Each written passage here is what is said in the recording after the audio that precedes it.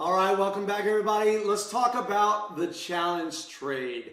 As you know, part of the 360 alerts that we have is we have a section dedicated to the challenge trade. So the challenge trade was designed to take $1,000 and through a series of trades turn that into $10,000. Okay, so you can do this one of two ways. You can either start with 1,000 and work your way to 10K, or if you don't have 1,000 that you want to allocate to this because your money's elsewhere, you can also do this trade with $500 and you work your way towards $5,000 using the exact same trade setup. So this is how that works. Right now, you have to, when you go to the alert channel, you'll see the challenge trade card.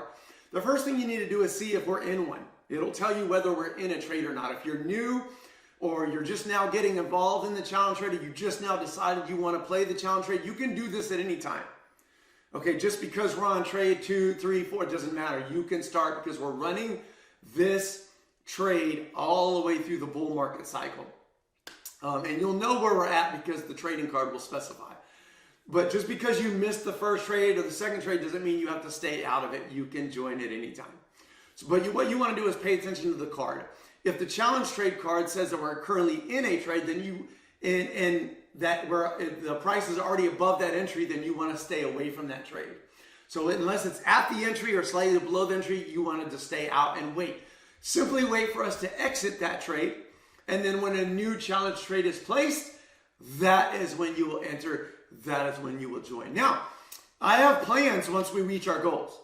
So if you started with 1K and we finally do get to that 10K, or you started with 500 and we finally got to that 5K goal, we're not done. I will then begin to initiate the 10K to 25K or the 5K to 15K. I will move the goalpost so that we're continuing to move up. In the first echelon, we're basically going to be putting all in a single trade. So from 1K to 10K, it's going to be one trade at a time. So once we sell the first one, that entire amount of money is immediately going into the next.